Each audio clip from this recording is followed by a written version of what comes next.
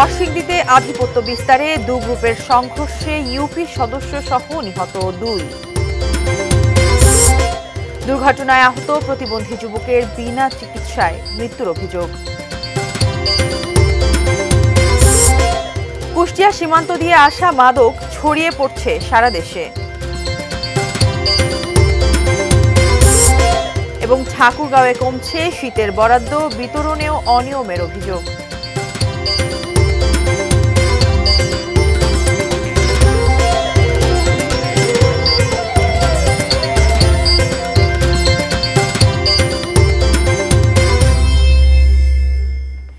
দেখছেন এটি নিউজ। সারা দেশের সর্বশেষ খবরাখবর নিয়ে এটি নিউজের নিয়মিত আয়োজন দেশের খবরে আপনাদের আমন্ত্রণ জানাচ্ছি আমি মারিয়া শিমু। শুনছিলেন সংবাদ শিরোনাম,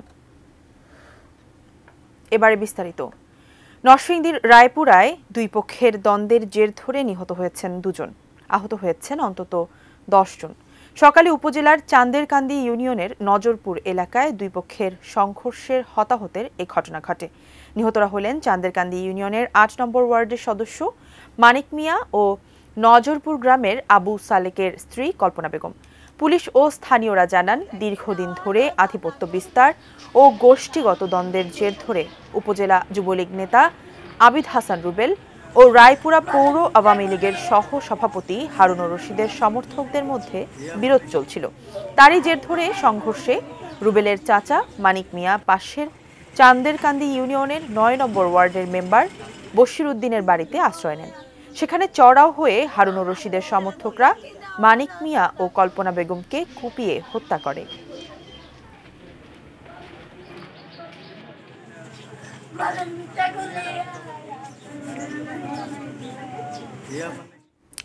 নরসিংদীর চান্দেরকান্দি ইউনিয়নের নজরপুর এলাকা থেকে ঘটনার বিস্তারিত জানিয়েছেন প্রতিনিধি সোহাগ মিয়া। রয়েছি নরসিংদীর রায়পুরা উপজেলার চান্দেরকান্দি ইউনিয়নের নজরপুর 8 নং ওয়ার্ডে। এখানে আজকে গোষ্ঠীগত দ্বন্দ্বের জেরে 2 জন নিহত হয়েছেন। আমরা প্রত্যক্ষদর্শী এবং স্থানীয়দের সাথে কথা বলে যেমনটি জানতে পেরেছি যে পার্শ্ববর্তী ইউনিয়ন পলাশতলী ইউনিয়নের বাসেত মেম্বার ও তার ভাই হারুন সহ অন্যান্যরা দেশীয় অস্ত্র এবং গুলি নিয়ে এখানে হামলা চালায় এবং নিহতদের বাড়িতে তারা লুটপাট চালায় এবং লুটপাটের এক পর্যায়ে তারা প্রথমে গুলি করে পরে কুপিয়ে তাদেরকে হত্যা করে। এই ঘটনায় এই চান্দেরকান্দি ইউনিয়নের 8 নং ওয়ার্ডের রানিং মেম্বার মানিক মিয়া এবং এখানকার যে আবু সালেক আছেন, আবু সালেকের স্ত্রী কল্পনা এবং ঘটনাস্থলে নিহত হন। পরবর্তীতে পুলিশ এসে লাশ উদ্ধার করে থানায় নিয়ে যান পোস্টমর্টমের জন্য। এদিকে সড়ক দুর্ঘটনায় আহত এক প্রতিবন্ধী যুবকের বিনা চিকিৎসায় মৃত্যুর অভিযোগ উঠেছে। পরিবারের দাবি, আত্মীয় স্বজন সাথে না থাকায় চিকিৎসা করা হয়নি তার। বিনা চিকিৎসায় হাসপাতালে পড়ে থাকতে দেখে ফেসবুকে লাইভ করেন অন্য রোগীর স্বজন। পরিস্থিতি খারাপ দেখে 2.5 ঘন্টা পর দায় এড়াতে রোগীকে আরেক হাসপাতালে পাঠানোর অভিযোগ প্রত্যক্ষদর্শীদের। এভাবেই লক্ষ্মীপুর সদর হাসপাতালে ঘন্টার পর ঘন্টা পড়ে থাকেন বুদ্ধি প্রতিবন্ধী যুবক তাফাজ্জল হোসেন। তার নাক মুখ দিয়ে গড়িয়ে পড়ে রক্ত। ডাক্তার কিংবা নার্স তাকে বাঁচাতে এগিয়ে না এলেও রোগীর শরীর থেকে বের হওয়া রক্তে হাসপাতালের বিছানা যেন নষ্ট না হয় সেজন্য মাথার নিচে পলিথিন দিতে ভুল করেননি কর্তৃপক্ষ। একটা মাস্ক লাগাইছে, একটা স্যালাইন, আর চিকিৎসার মধ্যে শুধু একটু চিকিৎসা হয়েছে যাতে তাদের বিছনাটা নষ্ট না হয়। মাথার নিচে একটু আপনার পলিথিন দিছে। তার দাবি, দায় এড়াতে 2.5 ঘন্টা পর রোগীকে অ্যাম্বুলেন্সে করে নোয়াখালী মেডিকেল কলেজ হাসপাতালে পাঠানোর প্রস্তুতি নেয় কর্তৃপক্ষ। নোয়াখালী সদর নিলে কোনো চিকিৎসা হবে বলছে না, উনি তো বেওয়ারিশ, ওনার কোনো চিকিৎসা হবে না, আমরা নিয়ে রেখে আসবো। তখন আমি ওটা নিতে দেইনি। ফেসবুক পোস্ট দেখে ছুটে আসেন রোগীর বড় ভাই। কুমিল্লা মেডিকেল কলেজ হাসপাতালে নেয়ার কয়েক মিনিটের মধ্যেই মৃত্যু হয় তার। আমার কাছে মনে হচ্ছে যে তাকে হাতে ধরে তাকে হত্যা করা হয়েছে। যে সে সড়ক দুর্ঘটনা ঘটছে এটা সত্য, উন্নত চিকিৎসার জন্য নিয়ে গিয়েছিলাম, কিন্তু আমরা আর তাকে জীবিত পাইনি। বাসে চড়ে বেড়ানোর শখ ছিল তাফাজ্জলের। 20 নভেম্বর চাঁদপুরের হাজীগঞ্জ থেকে লক্ষ্মীপুরের রামগঞ্জ যাওয়ার পথে সড়ক দুর্ঘটনায় গুরুতর আহত হন তিনি। স্থানীয়রা রামগঞ্জ উপজেলা স্বাস্থ্য কমপ্লেক্সে নিয়ে যায় তাকে। সেখান থেকে পাঠানো হয় লক্ষ্মীপুর সদর হাসপাতালে।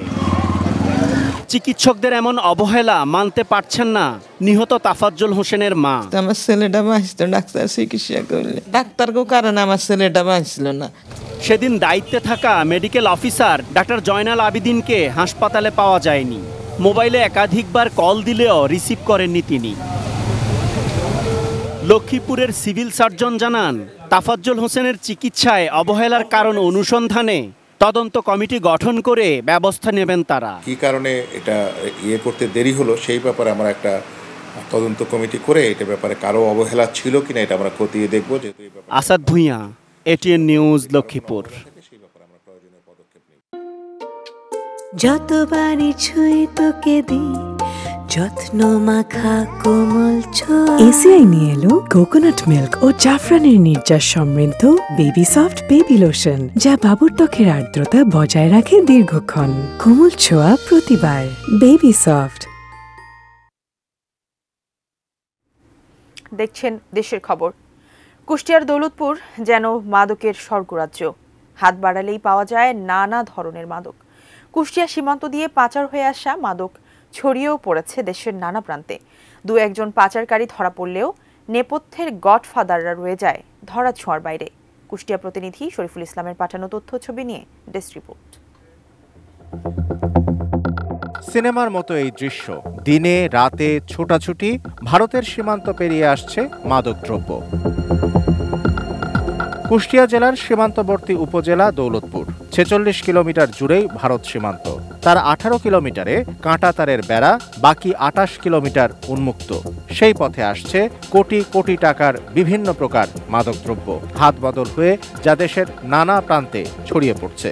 আমরা লেবার, আমাদেরকে দিয়ে ইন্ডিয়া থেকে বাংলাদেশ পর্যন্ত নিতে আমাদের ২,০০০ টাকা মজুরি দেয়। এই সীমান্তে এমন কোনো দিন নয় যে ৪,০০০-৫,০০০ সেঞ্চুরি গাঁজা ঢোকে। প্রতি রাতে ২-৪০০ লোক ইন্ডিয়া সীমান্তে প্রতিদিন থাকে। রাত ৮টার পরে সবাই আসবে, বিভিন্ন জায়গা থেকে লোকজন আসে। কোন হাতে পর মানে কার হাত থেকে কমনি করে একবারে মনে করো যে এই এলাকা থেকে একবারে হাওয়া। ভারত থেকে পাচার হয়ে প্রতিদিন দেশে ঢুকছে প্রচুর ফেন্সিডিল, গাঁজা, হেরোইন, ইয়াবা ও মদ। উদ্বিগ্ন নাগরিক সমাজ বলছেন, পুলিশ প্রশাসনের তদারকি কমে যাওয়ায় বেড়েছে মাদক পাচার ও ব্যবসা। প্রতিরোধ ও নিয়ন্ত্রণ করা না গেলে ধ্বংস হয়ে যাবে দেশের যুব সমাজ। স্কুলগামী ছাত্র, এই সকল ছাত্ররা মাদকের সাথে জড়িয়ে পড়ছে, পাশাপাশি তারা ব্যবসার সাথেও জড়িয়ে পড়ছে। শুকনো সময় পানি থাকে, হাঁটু পানি, আর এই হাঁটু পানি থাকার কারণে দেখা যাচ্ছে যে উপরের মাল এপারে অবাধে নিয়ে আসার সুযোগ থাকে। প্রশাসনের কর্মকর্তারা বলছেন, মাদক পাচার রোধে অভিযান চলমান রয়েছে। অভিযানে মাদক সহ কারবারিদের আটকও করা হচ্ছে। ইতিমধ্যে বেশ কয়েকজন মাদক ব্যবসায়ীকে গ্রেপ্তার, মাদক উদ্ধার এবং অবৈধ অস্ত্র উদ্ধার করতে সক্ষম হয়েছি। আমাদের অভিযান, চেকিং, নিয়মিত তল্লাশি কার্যক্রম অব্যাহত থাকবে। জেলা প্রশাসন থেকে আমরা সবসময় বিষয়গুলি মনিটর করার চেষ্টা করছি, পাশাপাশি আর্মি এবং অন্যান্য আইন শৃঙ্খলা বাহিনীও এই বিষয়ে আমাদেরকে সহযোগিতা করছে। Shamsul Arefin, desk report, ATN news. চাকরি বাকরি করে না, আমার কিছু সঞ্চয় তো অবশ্যই দরকার। আমাদের দেশে একটা প্রচলন আছে, বছরের প্রথমে একটা বাচ্চাদের জন্য একটা বড় অ্যামাউন্ট লাগে। ঠিক করলাম যে আমরা একটা ডিপিএস খুলি, মানে আরাম হবে যে টাকাটা জোগাড় হয়ে গেছে। এবং বিকাশে এটা খোলার কারণ হচ্ছে কি, বেশি হ্যাজেল নাই, বাসায় বসেই সব করা যাচ্ছে। আমি যে টাকাটা তুলছি, সেক্ষেত্রেও দেখা গেছে যে আমার ওরা কোনো চার্জ নেয়নি। বিকাশ মানে সহজ, সব কিছু সহজ। বিকাশ অ্যাপে ডিপিএস, টাকা জমায় সারা দেশ। আমরা আছি দেশের খবরে। মহান বিজয় দিবসে সাভারে জাতীয় স্মৃতিসৌধে জাতির শ্রেষ্ঠ সন্তানদের শ্রদ্ধা জানাবেন রাষ্ট্রপতি, প্রধান উপদেষ্টা সহ সব শ্রেণী পেশার মানুষ। স্মৃতিসৌধের চত্বর জুড়ে চলছে ধোঁয়া মোছার কাজ, পড়ছে রং তুলির আঁচড়। জাতীয় স্মৃতিসৌধ থেকে জানিয়েছেন সাভার প্রতিনিধি কামরুজ্জামান। আমি এই মুহূর্তে রয়েছি একদম জাতীয় স্মৃতিসৌধের যে বেদির সামনে। আপনারা জানেন যে আর মাত্র কয়েকটি দিনই পরেই কিন্তু 16ই ডিসেম্বর জাতির শ্রেষ্ঠ সন্তানদের শ্রদ্ধা জানাতে এখানে মাননীয় রাষ্ট্রপতি, মাননীয় প্রধানমন্ত্রী সহ দেশের আপামর জনতা কিন্তু জাতির শ্রেষ্ঠ সন্তানদের শ্রদ্ধা জানাবেন। সেই জন্য কিন্তু আগে থেকেই ধোয়া মোছার কাজ চলছে। আমার পিছনেই দেখছেন যে এরই মধ্যে কিন্তু ধোয়া মোছার কাজ চলছে, রং তুলির কাজ আলোকসজ্জা এবং বিভিন্ন রকমের গাছ বৃক্ষরোপণ, ফুল গাছ লাগানো, সিসিটিভি ফুটেজ সহ বিভিন্ন রকমের কাজ করছে। আমি যদি আপনাকে একটু দেখাই আমার পেছনে কিভাবে মানে কিভাবে আপনি দেখতেই পাচ্ছেন যে একদম ধুয়ে মুছে সাফ করা হচ্ছে। এছাড়াও কিন্তু সিসিটিভি ফুটেজ, রং তুলি এবং ফুল গাছ লাগানোর, বৃক্ষরোপণ সহ সৌন্দর্য বর্ধনের নানা কাজ কিন্তু আয়োজন কিন্তু চলছে এখন এই জাতীয় স্মৃতিসৌধে। এবং আগামীকাল থেকে কিন্তু জনসাধারণের জন্য নিষেধ করা হবে আগামীকাল সকাল থেকেই। এরপরে কিন্তু আর সাধারণ মানুষকে 16 তারিখের আগ সকাল পর্যন্ত কিন্তু ঢুকতে দেওয়া হবে না। এছাড়াও একটা বিষয় জানিয়ে রাখি যে এই স্মৃতিসৌধে কিন্তু জাতীয় স্মৃতিসৌধের 16 ডিসেম্বরকে ঘিরে পর্যাপ্ত পরিমাণ কিন্তু আইন শৃঙ্খলা রক্ষাকারী বাহিনী মোতায়েন করা হয়েছে। এরই মধ্যে আমরা দেখতে পেয়েছি যে সকাল থেকেই আমরা দেখতে পেয়েছি যে সেনাবাহিনীর যে মহড়া সেটাও কিন্তু আমরা লক্ষ্য করেছি। এই ছিল সর্বশেষ আমার কাছে জাতীয় স্মৃতিসৌধের একদম সামনে থেকে। আমরা চলে যাচ্ছি স্টুডিওতে। দর্শক, দেশের খবর নিচ্ছি ছোট্ট একটি বিরতি। বিরতির পর আরো যা থাকছে।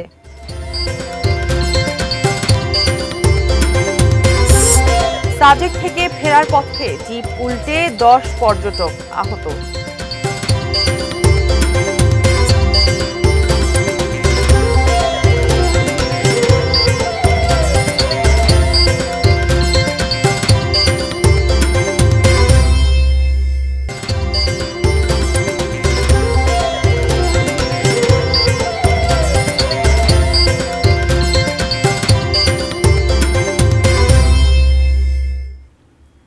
বিরতির পর ফিরে এলাম দেশের খবরে। ফরিদপুর সদর উপজেলা পরিষদের মাল্টিপারপাস হলরুমে চলছে বিএনপির প্রশিক্ষণ কর্মশালা। ভার্চুয়াল প্ল্যাটফর্মে যুক্ত হয়ে বক্তব্য দিচ্ছেন দলের ভারপ্রাপ্ত চেয়ারম্যান তারেক রহমান। আমরা সরাসরি যুক্ত হচ্ছি সেখানে। এইবার বিএনপি এক্ষেত্রে এক স্টেপ বেশি গিয়েছে। যারা বেশি অতিরিক্ত করছে তাদের বিরুদ্ধে আমরা দলের অবস্থান থেকে আইনগত ব্যবস্থা নেওয়ার জন্য প্রশাসনকে লিখিতভাবে আইনগত অভিযোগ করেছি আমরা। কাজেই মূল বিষয়টি হচ্ছে আগে আপনি নিজেকে সংশোধন করুন, তারপরে আপনি অন্যকে বলুন। আপনি যখন নিজে কাজটি করতে পারবেন তখন অন্য দলকে আপনি বলতে পারবেন, তাই না? আর এখানে আরেকটি বিষয় আছে, কেউ মানুক না মানুক, বাস্তবতা হচ্ছে রাজনৈতিক দল হিসেবে এই মুহূর্তে বিএনপি সবচেয়ে বড়। যেহেতু বিএনপি সবচেয়ে বড় দল, সেই হিসাবে বিএনপির দায়িত্বও বেশি। এবং আপনি একজন বিএনপির নেতা হিসাবে এখানে আজকে উপস্থিত হয়েছেন, কাজে দায়িত্ব আপনার উপরেও সবচাইতে বেশি। কাজে আগে নিজেকে সংশোধন করুন, তারপরে আসুন আমরা অন্যকে বলি কিছু একটা করতে। ধন্যবাদ। পিছনে একটু পিছনের দিকে প্রশ্ন চাই। আমি একটু বলবো। লিডার আসসালামু আলাইকুম। পিছনে লিডার, আমার নাম জাহাঙ্গীর, আমি ফরিদপুর জেলা যুব দলের সাধারণ সম্পাদক। সর্বপ্রথমেই ফরিদপুর জেলা যুব দলের পক্ষ থেকে আমাদের ভিশনারি লিডারশিপ, আগামীর বাংলাদেশ, আমাদের প্রিয় নেতা জনাব তারেক রহমান সাহেবকে ধন্যবাদ। কারণ যারা সংস্কার প্রস্তাব করে বিভিন্ন জিকির তুলেছেন, আপনি যে তাদের চেয়ে আরও আগেই সংস্কার প্রস্তাব দিয়ে রেখেছেন তারা বুঝতে পারে নাই। আর 31 দফা সম্পর্কে আমার অনুধাবন বা আমি যতটুকু বুঝতে পেরেছি, এই জায়গায় কৃষিদের যে সর্বোচ্চ অগ্রাধিকার আছে, পাশাপাশি আমার দাবি যে শ্রমজীবী মানুষের বিষয়টাকে গুরুত্ব সহকারে বিবেচনা করা উচিত। কারণ শ্রমজীবী বলতে শুধুমাত্র বাস শ্রমিকই নয়, রিক্সা শ্রমিক, তারপর আপনি গার্মেন্টস শ্রমিক, এই সমস্ত যারা আছে কষ্ট করে জীবনযাপন করে। সবচাইতে বড় জিনিস, গত 17টি বছর আন্দোলনের সর্বশেষে আমরা রিক্সা শ্রমিকদের যে ভূমিকাটা লক্ষ্য করেছি তা আমাদেরকে অনুপ্রাণিত করেছে। আমি কৃষকদের পাশাপাশি শ্রমজীবী এই সমস্ত মানুষদের পাশে যাতে সুস্পষ্টভাবে প্রশ্ন করেন শ্রমজীবী মানুষের পক্ষে কিছু করা যায় কিনা এই প্রস্তাবনায় 31 দফায় সুস্পষ্ট অঙ্গীকার চাই। পাশাপাশি আরেকটি বিষয়, সংস্কার। আমি মনে করি জাতীয়তাবাদী দলের নেতাকর্মীদের আমাদের আগে নিজেদেরই সংস্কার হওয়া উচিত।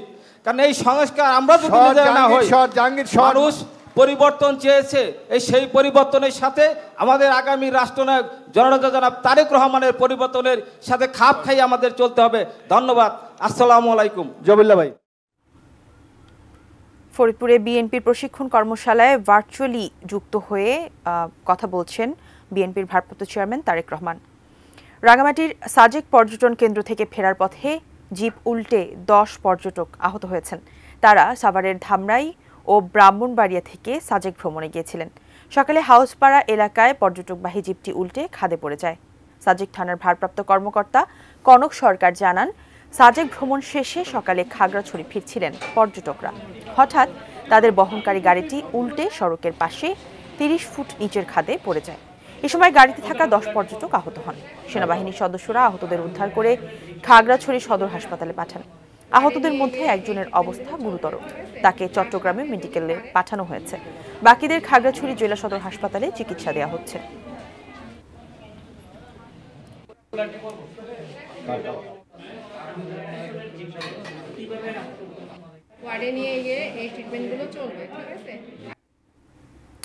দেশের খবরের সময় হলো আরো একটি বিরতি। ফিরছি কিছুক্ষণের মধ্যেই, সঙ্গেই থাকুন।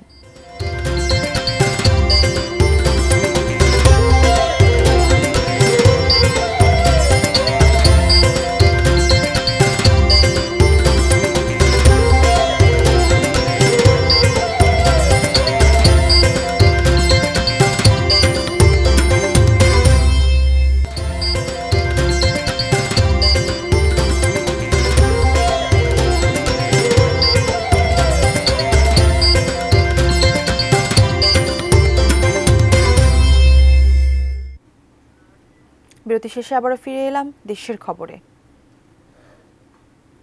জুলাই আগস্ট ছাত্র জনতার গণ অভ্যুত্থানে আহত ও শহীদদের স্মরণে বরিশালে আলোচনা স্মরণ সভা অনুষ্ঠিত হয়েছে। দুপুরে জেলা প্রশাসনের আয়োজনে জেলার শিল্পকলা একাডেমি মিলনায়তনে সভাটির আয়োজন করা হয়। বক্তব্য রাখেন বরিশালের বিভাগীয় কমিশনার মোহাম্মদ রায়হান কাউসার, জেলা প্রশাসক মোহাম্মদ দেলোয়ার হোসেন ও শহীদ পরিবারের সদস্য ও আহতরা। অনুষ্ঠানে বরিশাল জেলার 30 শহীদ পরিবারের সদস্য ও 103 জন আহত ছাত্র জনতা ও তাদের পরিবারের সদস্যরা উপস্থিত ছিলেন।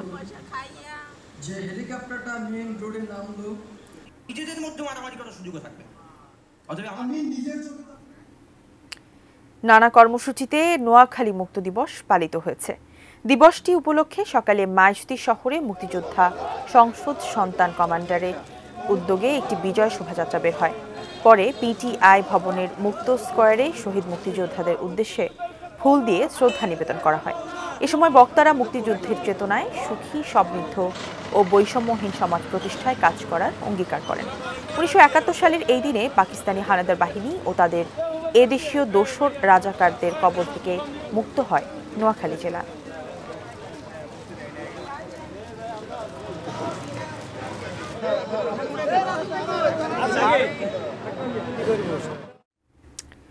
কক্সবাজার সমুদ্র সৈকত ও মেরিন ড্রাইভে এলিট ম্যারাথন প্রতিযোগিতা অনুষ্ঠিত হয়েছে। ভোর 6টায় মেরিন ড্রাইভের রেজুখাল থেকে শুরু হওয়া এই দৌড় প্রতিযোগিতায় অংশ নেন প্রায় 1000 প্রতিযোগী। এলিট ম্যারাথনে Japan, America, Britain, Brazil, Philippines, Somalia সহ বিভিন্ন দেশের প্রতিযোগীরা অংশ নেন 50 জন নারী প্রতিযোগীও। আয়োজকেরা জানান, সুস্থ দেহ ও মাদক মুক্ত সমাজ গঠন এবং পর্যটন শিল্প বিকাশে গুরুত্বপূর্ণ ভূমিকা রাখবে এই ম্যারাথন।